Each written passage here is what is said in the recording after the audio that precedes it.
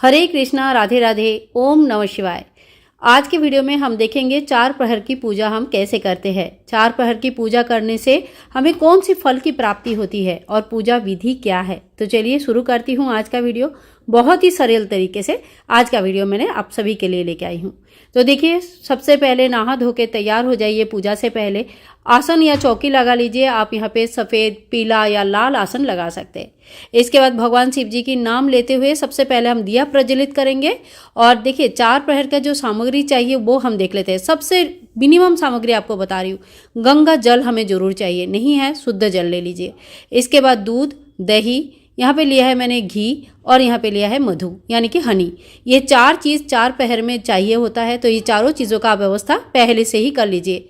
और साथ ही में हमें चाहिए फूल, बेलपत्र, समी के पत्ते और बेल, धतूरा, जो भी भगवान शिव जी की प्रिय वस्तुएं आपके पास है, आप जितने भी व्यवस्था कर पाए हैं उन सभी वस्तुओं को एक साथ एक थाली में ले लीजिए। अगर आपके पास डमरू है, रुद्राक्ष की माला है, तो इन सभी चीज़ों को आप ले लीजिए। आज के दिन पूजा सभी चीज़ों का होता है। चार कलावा हमने ले लिया। अगर आप जनेऊ चढ़ाना चाहते हैं तो जनेऊ ले लीजिएगा। चार जनेऊ भी ले सकते हैं, नहीं तो सिर्फ चार कलावा भी आप ले सकते हैं, कोई दिक्कत नहीं है। अब एक थाल हम ले लेंगे। इसमें चंदन से सबसे पहले हम ओम लिखेंगे। ओम लिखने के बाद इसके ऊपर एक छोटा सा ऊंचा कटोरा या थाली टाइप का कुछ ले लेंगे, इस तरह का छोटा सा, और उल्टा करके इसे रख देंगे। चार प्रहर की पूजा में मिट्टी की शिवलिंग में करके दिखा रही हूँ। मिट्टी की शिवलिंग के चार प्रहर की पूजा बहुत ज़्यादा फलदायी होती है। भगवान शिव जी के जो जलधारी होती है उसका दिशा नॉर्थ के तरफ यानी कि उत्तर की तरफ होना है। इस बात का विशेष ध्यान रखिए, ये हमेशा ही उत्तर की तरफ होता है। आप हाथ जोड़ करके भगवान शिव जी को आह्वान करेंगे कि हे भगवान शिव जी, आपके चार प्रहर का पूजा करने जा रही हूँ। आपके आशीर्वाद से पूजा मेरी संपूर्ण हो, मेरी मनोकामनाएं पूर्ण हो, ऐसा आशीर्वाद आप जरूर करना। इसके बाद देखिए, सबसे पहले भगवान शिव जी को ओम नमः शिवाय, ओम नमः शिवाय, ओम नमः शिवाय ऐसे मंत्र बोलते हुए शुद्ध जल से स्नान कराएंगे। आप गंगा जल है तो जरूर गंगा जल से ही स्नान कराएं। प्रथम प्रहर में दूध से, कच्चा गाय के दूध से स्नान कराया जाता है। नमः शिवाय का मंत्र जप करते हुए कच्चा गाय का दूध का एक धार लगाते हुए स्नान कराएंगे। और देखिए, जलधारी हमने कितना बढ़िया बनाया कि जल अपने आप सुंदर से निकल जाते हैं। तो इस तरह से शिवलिंग कैसे बनाया जाता है ये भी वीडियो है, आप देख लीजिएगा जरूर एक बार।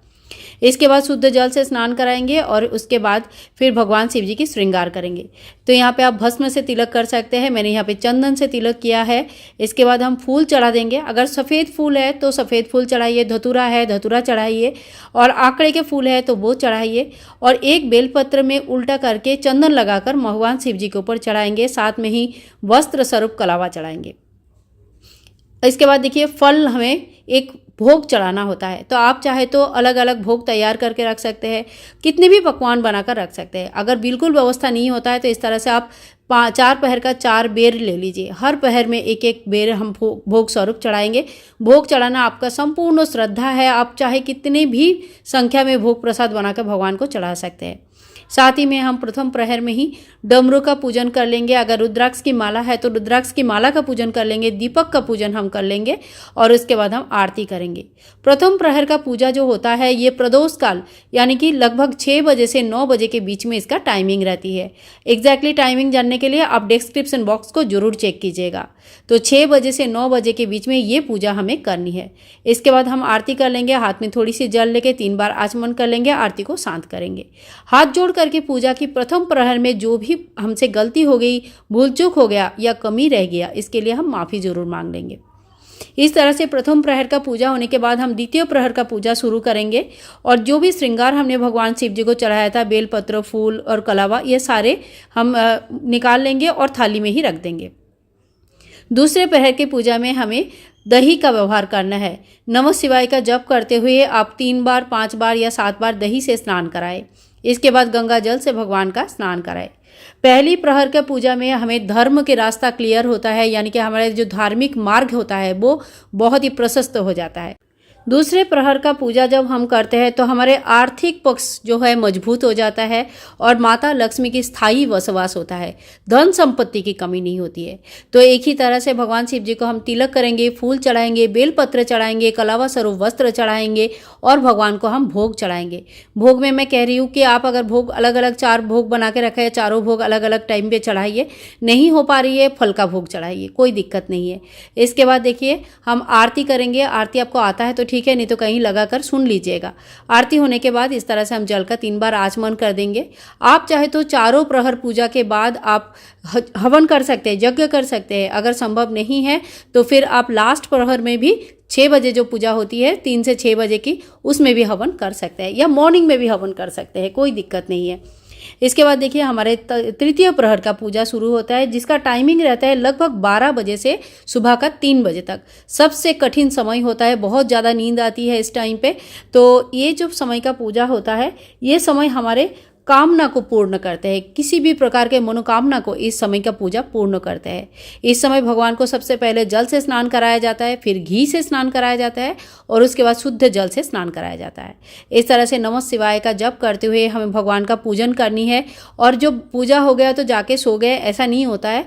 पूजा होने के बाद भी हमें रात्रि जागरण करना होता है। भगवान का चालीसा पढ़ सकते हैं, रुद्राक्ष की माला जप कर सकते हैं, भगवान शिव जी का नाम कीर्तन सुन सकते हैं। इसके बाद एक ही तरह से हम भगवान का इस तरह से श्रृंगार करेंगे, चंदन लगाएंगे, जनेऊ चढ़ाएंगे, कलावा स्वरूप वस्त्र चढ़ाएंगे, बेलपत्र, फूल, फल भोग में चढ़ाएंगे। इस तरह से भगवान का तृतीय प्रहर का पूजा हम कंप्लीट करेंगे। और पूजा के बाद फिर हम लास्ट में जैसे आरती करते हैं हर प्रहर में, इस प्रहर में भी इस तरह से भगवान शिव जी की नाम लेते हुए हम आरती करेंगे।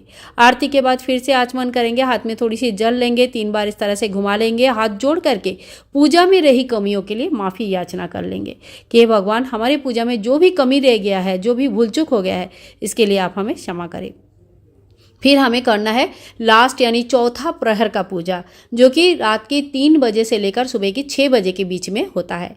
तो इस समय जो पूजा होता है, इसमें भगवान को शहद यानी कि हनी से स्नान कराया जाता है। समस्त प्रकार का पाप खत्म हो जाता है, मोक्ष की प्राप्ति होती है, चारों दरवाजा खुल जाता है। महान रात्रि होती है, ये जो समय होती है ये महान समय होता है। अगर चारों प्रहर का पूजा नहीं कर पा रहे तो आप इसी प्रक्रिया से शाम को प्रदोष काल में पूजन कर सकते हैं, उसमें भी बहुत ज़्यादा फल की प्राप्ति होती है। तो देखिए हमने पहले शुद्ध जल से स्नान कराया, फिर हनी यानी कि मधु से और शहद से स्नान कराया, फिर शुद्ध जल से गंगा जल से भगवान का स्नान कराया। तो इसके स्नान होने के बाद भगवान को फिर से श्रृंगार करें। और ये जो लास्ट प्रहर का पूजा होता है, इसमें आप चंदन लगाए, भस्म लगाए, आप गुलाल लगाए, अबीर लगाए, साथ में जो इत्र लगाए, जो भी आपके भगवान शिव जी के प्रिय वस्तुएं हैं वो सभी चीज़ें भगवान को अर्पण जरूर करें। यहाँ पे मैंने भस्म लगाया, गुलाल एक फूल में लगा के भगवान शिव जी के चरणों में अर्पित किया है। इस तरह से ओम नमः शिवाय, ओम नमः शिवाय, ओम नमः शिवाय, ये मंत्र का जप आप करते रहिए, रात भर करते रहिए। कुछ भी मंत्र अगर नहीं आता है तो नमः शिवाय का जप करते रहिए। अक्षत चढ़ाएंगे और भगवान का सबसे प्रिय भोग जो होता है वो है भांग। अगर आपके पास भांग के पत्ते या भांग मिलता है तो आप जरूर चढ़ाइएगा। कलावा में थोड़ा सा इत्र लगा के हम चढ़ाएंगे, बहुत ही खुशबू सुंदर होता है। तो इस तरह से कलावा में इत्र लगा के भगवान को इत्र समेत वस्त्र चढ़ाएंगे। ओम वस्त्रम समर्पयामि। तो जो लास्ट प्रहर का सुबह का पूजा होता है, बहुत ही मन लगा के, दिल लगा के कीजिएगा। ये जो पूजा होती है मोक्ष लाभ के होता है, जीवन मृत्यु के ये यंत्रणा से हमेशा के लिए मुक्ति लाभ हो जाता है। फिर भगवान को हम भोग चढ़ाएंगे। तो इस तरह से हमने फिर से एक बेर का भोग चढ़ा दिया है।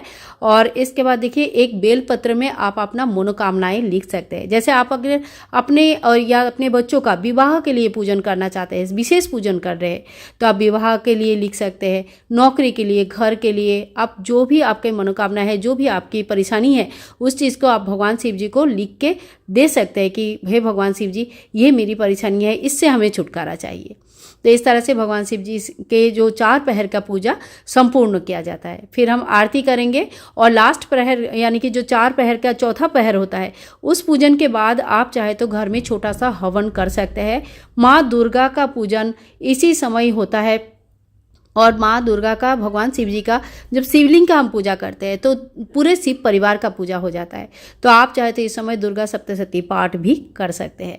इसके बाद देखिए थोड़ी बहुत दक्षिणा हमें निकालनी है, जितना आपका सामर्थ्य है। आप 10 रुपया, 20 रुपया से लेकर 1000 रुपया, 2000 रुपया, जितना आपके सामर्थ्य है उस तरह से आप दक्षिणा जरूर निकालें, और ये दक्षिणा को बाद में दान करना होता है। इसके बाद हम धूप दिखाएंगे, दीप दिखाएंगे भगवान को। आरती होने के बाद हाथ में एक फूल ले लीजिएगा। फूल लेने के बाद आप व्रत कथा जरूर पढ़ लीजिएगा। व्रत कथा आप कहीं से सुन भी सकते हैं, पढ़ भी सकते हैं। आपके पास बुक नहीं है तो आप ऑनलाइन भी पढ़ सकते हैं। तो कहीं से भी आपको व्रत कथा जरूर पढ़नी है। कोई भी पूजा संपूर्ण तभी माना जाता है जब उसकी व्रत कथा पढ़ा जाता है या सुना जाता है। इस तरह से हमारी पूजा संपूर्ण हो जाता है। हाथ जोड़ करके भगवान शिव जी के सामने क्षमा याचना जरूर करेंगे। इसी तरह से हमारी 4 पहर का पूजा संपूर्ण हो जाता है। पूजा के बाद दिया शांत होने के बाद हम भगवान शिव जी की विसर्जन करते हैं। विसर्जन विधि भी बहुत जल्द आप लोगों के साथ शेयर करूंगी, जरूर देख लीजिएगा। बहुत ही अच्छे और बिल्कुल भी एकदम सरल तरीके से विसर्जन हम घर पर कैसे करेंगे, इसके लिए चैनल के साथ ट्यून रहिए, जुड़े रहिएगा। आज के पूजा विधि में अगर आप लोगों को थोड़ा बहुत भी हेल्प मिला है, थोड़ी बहुत भी अच्छी लगी है, तो ज़्यादा से ज़्यादा शेयर कीजिएगा। हो सकता है कि बहुत लोगों का बहुत ज़्यादा काम आ जाए। मिलूंगी नेक्स्ट वीडियो में, तब तक के लिए महाशिवरात्रि की बहुत बहुत शुभकामनाएं और हरे कृष्णा, राधे राधे, ओम नमः शिवाय।